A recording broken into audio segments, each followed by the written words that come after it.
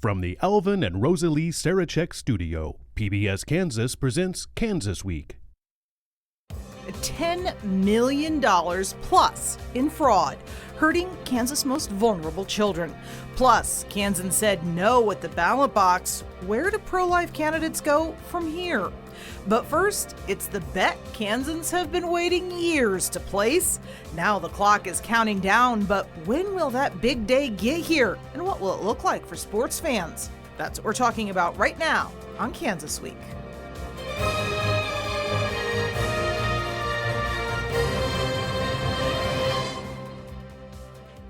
I'm Pilar Pedraza, and this is Kansas Week. We're just weeks away from the Chiefs' first game of the season, and while that will be a big day for the team and its fans, it's also the soft deadline the governor and state lawmakers have given for sports betting to launch here in Kansas. Just how close are we to meeting that deadline? Cakes Jackson Overstreet takes a look. It's just weeks away from the Chiefs' first game of the season. And while that will be a big day for the team, it also marks potentially a big one for the state of Kansas.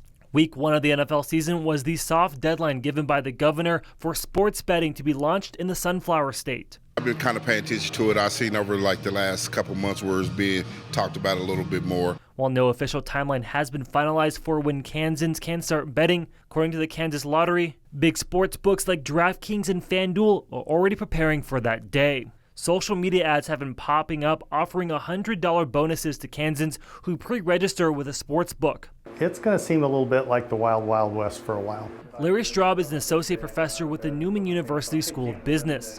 With sports betting being a completely new industry in Kansas, he says a lot of businesses want to be the first to win people over. If you just look in general at how businesses operate and what sticks, that's generally the way things work. So yeah, you get that first mover advantage. So Straub says that these online ads are probably only the tip of the iceberg. I would equate it to what we see in politics, right? When you get close to elections, you're just barraged with this stuff, and I think you're going to see that happen. Potential bettors we talked with say they are fine with that, as long as those sign-up bonuses are still offered. I mean, because I'm going to do it anyway, so if you're going to give me a bonus for doing it, then yeah, why not? And joining me today to break this and other topics down, we have Diane Leffler, the opinion editor with the Wichita Eagle, as well as Neil Allen, Dr. Neil Allen, political analyst with with Wichita State University. It's been a long week for me, I apologize. We also have two state lawmakers who are running unopposed, which is the only reason we have them on the show during this election season. Nobody who has an opponent is joining us this election season. We have State Representative John Carmichael, Democrat from Wichita, and State Representative Ken Rajas, a Republican from Agra. So thank you all so much for joining me. And all of a sudden I thought, it's Agra or Agra? Agra. Agra. Just okay, like I was wrong either way. Right. All right. It helps to ask the folks who live there how to pronounce it. So, that's right. Yeah. So talking about sports betting, I spoke with some folks from an organization that kind of covers this on a daily basis, and their managing editor was convinced we were not going to make that beginning of the NFL season deadline. Diane, you've been covering this. I've been covering this. What do you think? Where are you seeing this going? Well, I don't know that I'd agree with that. I think we can do it if we want to do it. Really, there's not that many steps to take. This is mature technology. This is done in dozens of states. So I think that the people who are going to be putting these sports books online, I think they're already ready to do it. It's just a matter of letting us do it. Yeah, I know that one of the things that I've been hearing is it's not so much about the companies that run these sports betting books as state laws, because the way we pass the law is really very heavily based on the casino laws. You guys are both involved with that. Any thoughts, either one of you? Well, in order to make this legal, it has to come under, if you will, the casino laws one way or another, because we still don't really allow gambling in Kansas, you understand. Realistically, these are commercial operations. They're all over the country. They can implement the technology with a flip of the switch.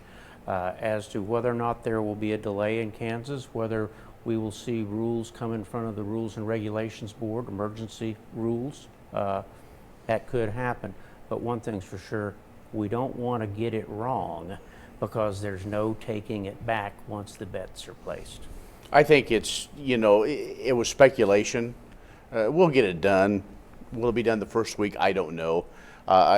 Kansans wanted this. That's why some of us that maybe aren't the biggest supporters of gaming thought that this is what they want.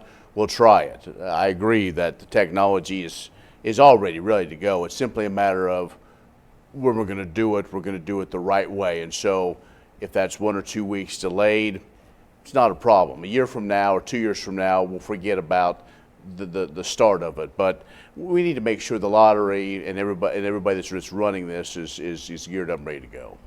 And I know there's been a lot of maneuvering as I've talked with folks within the casino industry to try and refine these rules and regulations, as both the Kansas Lottery and the Kansas Racing and Gaming Commission have their hands in the pot, so to speak, and trying to set up these rules. It kind of sounds very similar to the entire process of getting this passed to me. Well, I mean, Kansas is late to the game on this issue, but frankly, because there's a lot of Kansans, both in the legislature and in the electorate, that are not comfortable with this particular kind of thing being state-sponsored. Although, frankly, we had to do this because other states are doing it, and the idea that somehow you're stopping gambling by just getting somebody to drive across state lines and look at their phone is kind of silly. Now, what I'm interested in is, in the long term, what are we going to do with the funds we get from this? And frankly, with all deference to my colleagues here in the legislature, I mean, we're building up a giant fund that will get the Chiefs leveraging position to get better deals from Missouri, and the same thing is for the Royals. And No disagreement here. And I'm hoping that we make the same move that a lot of other states have made, which is to realize that in the long term, this is state revenue that should go to state priorities like education or transportation or whatever our legislators decide is important, assuming that we can't throw enough money at the Royals and the Chiefs to locate 20 miles to the west. Well, Do we have a better idea yet on how much money we might get? Because No, I've heard but- everything from 5 to 50 million. Well, I think the way the structure is, it's not that much money in the big scheme of things. I, for one, think the whole situation of the Chiefs and the Royals coming to, say, Johnson County, I look more maybe an NBA team or something else if we're going to do that. But I also think with a different legislative makeup, that could change. And so I'm not necessarily have a lot of heartburn to say it's going into this fund, because we know Jackson County, Missouri is not going to let those teams go. So, it's more of a let's get this thing started, see where it is, and then I don't think this is all set in stone, because people won't. It's the same thing. We go back to the lottery back in the 80s. People still to this day think that was set up for education. It was in our neighboring state of Missouri, not in Kansas. And so I think that's the whole situation. If that's something we want to do, we can address that in the future. All right. I vote for hockey. And I'm wondering, we saw Oklahoma kind of steal an NBA team, but they needed a natural disaster for that to happen. And I don't know as a Kansan if I want to hope for that. Well, that's true. So moving on, when it comes to high school sports, the state's athletic association is betting you want to see more competitive games. That's why they think private schools need something of a handicap when it comes to playing public schools. Let's go back to Cakes Jackson Overstreet for the details. The crisp fall air and the fun of Friday night lights are almost back in Kansas. But while fans are eager for the games to be back, there are some potential changes on the horizon. An opportunity that we have to reformat a long-standing tradition of how we classify schools. Wednesday, the Kansas State Board of Education listened to a proposal that would change how private schools are classified in athletics in an effort to try to improve competitive balance. In fact, nearly all states at some time have dealt with the competitive imbalance issue. In fact, in Kansas, while less than 8% of our schools are winning nearly 40% of the championships, 5 times what you would expect them to do, and you find that they have one thing in common. There are private member schools. The change would add a multiplier to a school's population based on several factors, potentially moving them up. The first factor is how many championships the private school has won in the last 5 years. If they won at least 5, then they go to 2 other factors that would lead to greater enrollment accounts at those schools. One is geographic area, and if they're in an urban area, they could increase their population because there are more opportunities for more kids in those urban areas. And the last factor would be low SES, or students that qualify for free and reduced lunch. Marty Straub is the athletic director for Cape and Mount Carmel and says the school would be moved up to 6A if the proposal passes. He testified against the change and says the competition issues are coming from a couple schools in the Kansas City area. But the way the proposal's written, it would affect everybody from Pittsburgh-Colgan, a 1A school down in Pittsburgh, Kansas, to Thomas More Prep out in Hays, Kansas, and everybody else that are private or parochial. And so for the coaches at the school, they say this change would act more as a punishment than really addressing the issue. Don't just put it on the private schools and those types of schools. It just doesn't work that way. You better look at the big schools and who they got coming in. And there are 2 steps to this process. One, of course, is the CASHA plan, and that needs State Board of Education approval. But there's also a legal change that has to happen because currently state law says that classifications have to be based on school size. And they want 3 words added to that, and other factors. Okay, lawmakers, chances on that. Ken? It would be a heavy lift. We have so many other issues. I love football, and that's really what we're focusing on, quite honestly. I love football as much as the next person. Let's talk about test scores. Let's talk about getting those students prepared. Let's talk about the other issue we dealt with in the legislature that didn't happen. That deals with girls and women's sports. So there's a number of issues, and so to say, because a certain school wins a lot of state championships, while athletics and those type of things are important to a student's education, there's a lot of other factors. So I think that will be a heavy lift to get through the legislature. I mean, I understand, but all of a sudden now you've got Colgan, who's a 1A, now doing 3A because of something else. We passed something this past year on the open enrollment, so students can go where they want. I mean, if that's going to happen. So I don't think it's going to be an issue, but you never know. That could happen at the end of the session. And yeah, if students switch, they do have to deal with kind of a red shirt system where they maybe have to sit out a season or so, whereas with the private schools, they don't necessarily have to do that. We even had a state lawmaker, Tim Johnson from Bayshore, who testified before the State Board of Education in favor of this legislation. Well, if you're looking at me, I'm not an expert at all on this topic. I'm not on the committees responsible. I know, just like my friend Ken says, there's a lot of really important things we need to be worrying about in this state. And this one, frankly, is not at the top of my list of priorities. Now, I understand that for some people, high school sports are the, center point of their lives somewhat. But Capen has always, I felt like, had an unfair advantage over the schools, the public schools in Wichita. I'm a Heights Falcon, graduated in '75. That's what we said at that time, was that Capen picked its students, Capen picked its ball players, Capen does well. If there's a way to balance that out, great. But again, I'm not the right person to ask. No. Well, and I know when I taught in the public school system, I certainly heard that from students a lot more when it came to forensics than to sports, because Andale had a really great football team. But it is kind of an interesting Did the question. Pioneers even have a football team? You'd have to ask Weston Schartz that, who actually was the head coach for football at West High when I taught there. So. Well, I know at Heights we didn't have a football team for many years. Well, and also just maybe to talk about process here, like this doesn't seem like the thing that we should be asking legislators to decide. Now, if we want to have a system that severely limits what you can and can't do in high school sports, like who can and can't play, or trying to regulate so that coaches don't, run their prospective football players into, heart attacks in the middle of August. But we're talking about an administrative decision about who plays in what division.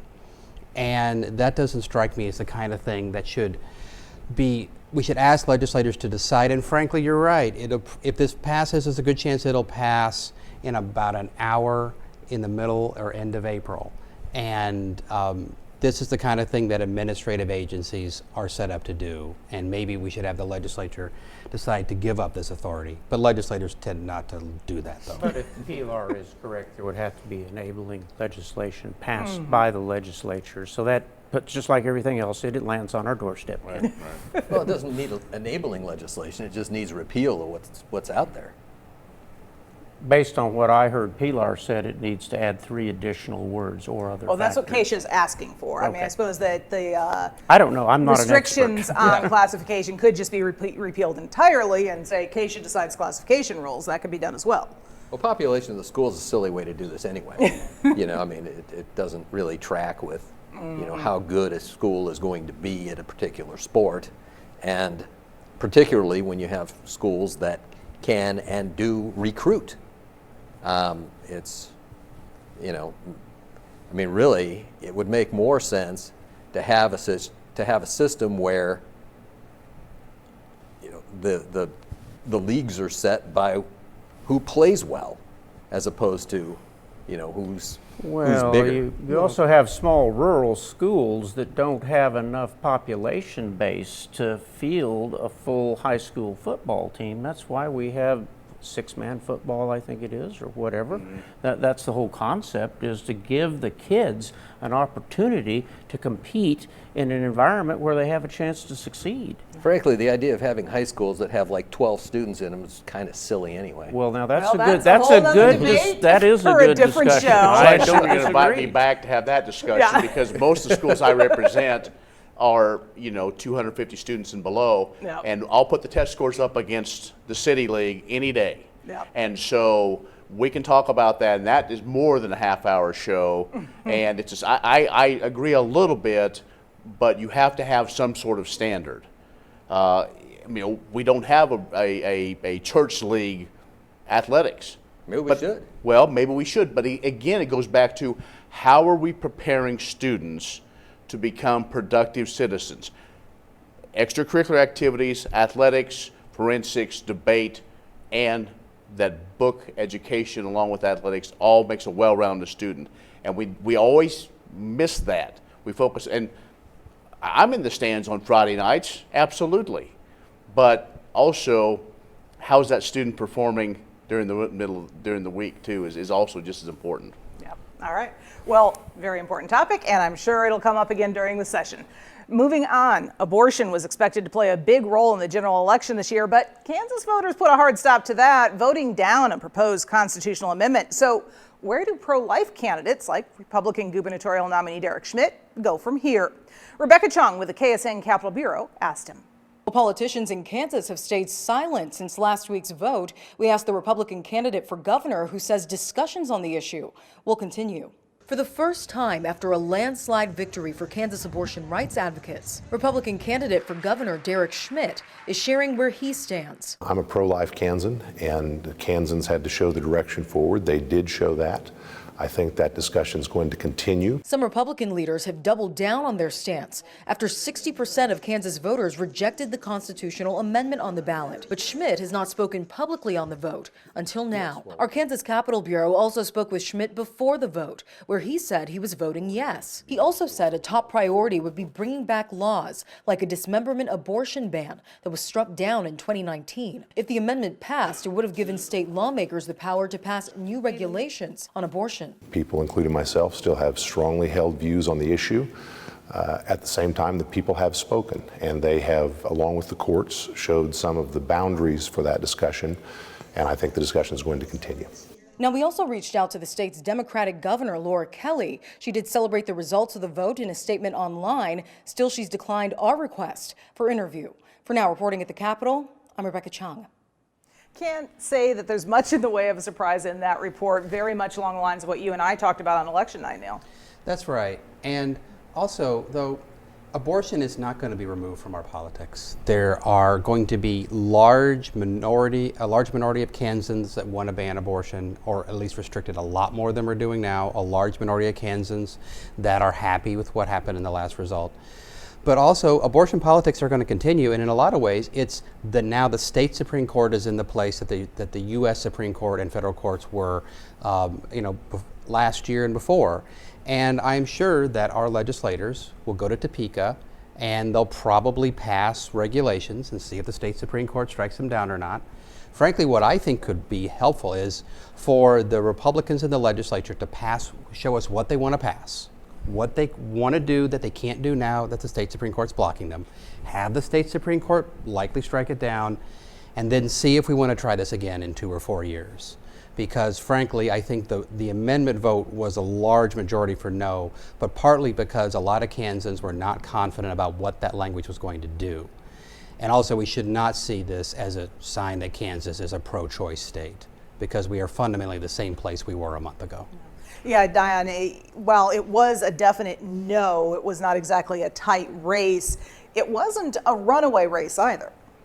Well, I don't think any of us expected that there would be a runaway race. I mean, I was expecting much tighter. I was astonished, frankly, at the margin of this race.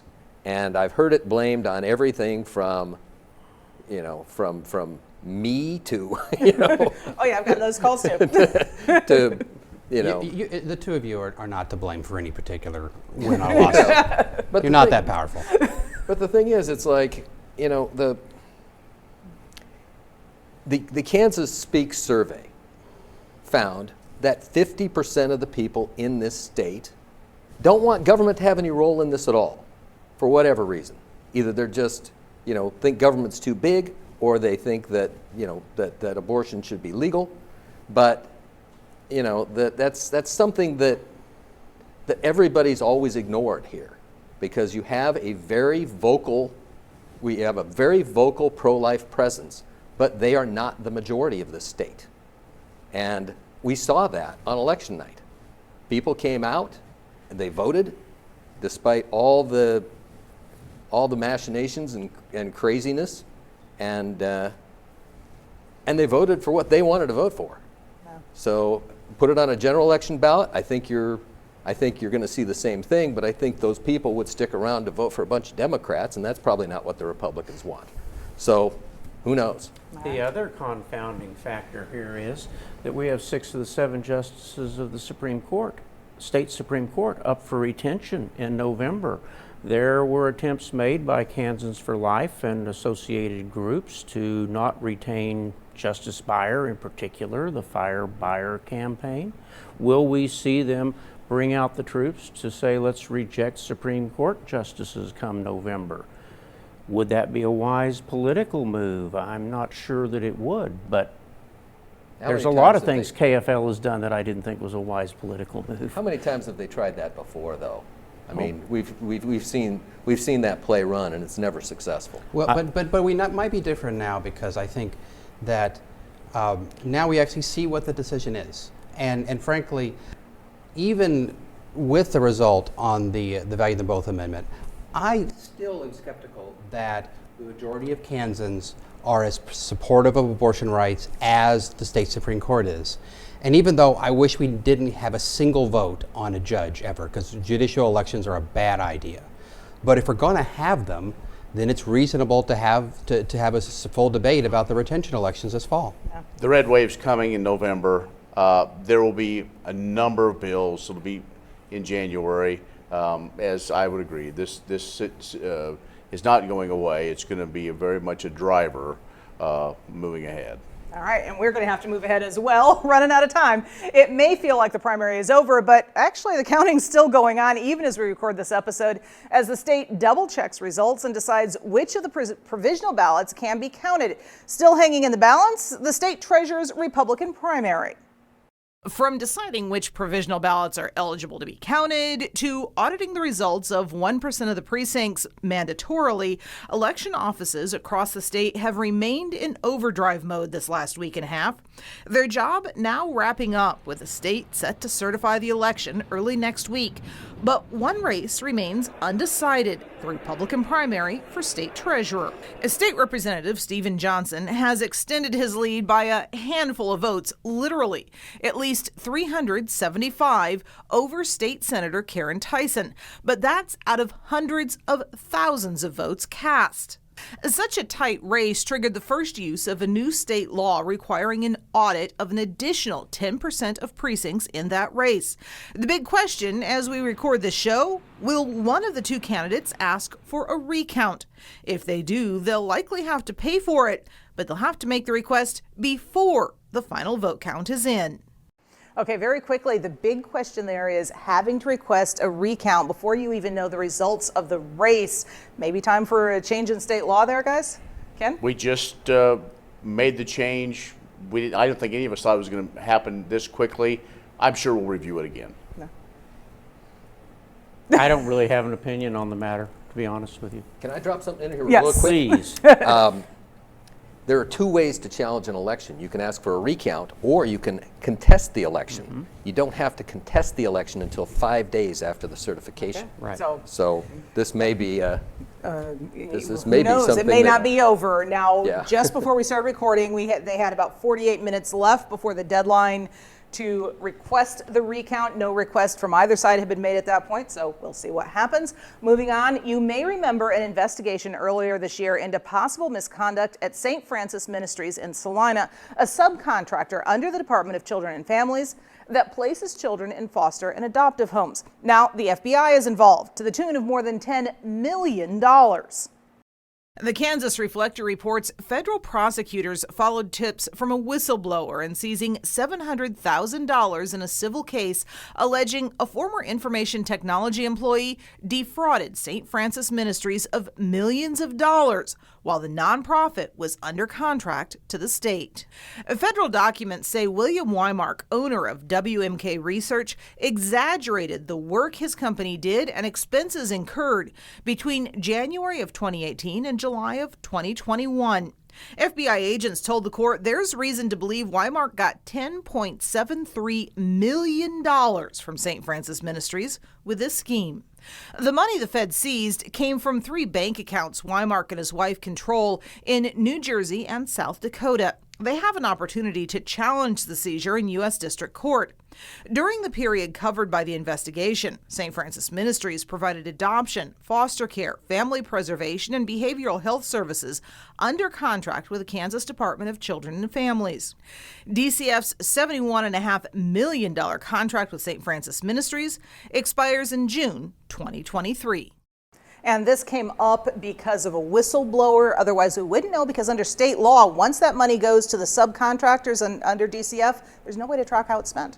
Yeah, and that's the real crux of this is if you're going to privatize services, you have to have oversight. And our oversight in this state is non-existent. So. Yeah. All right.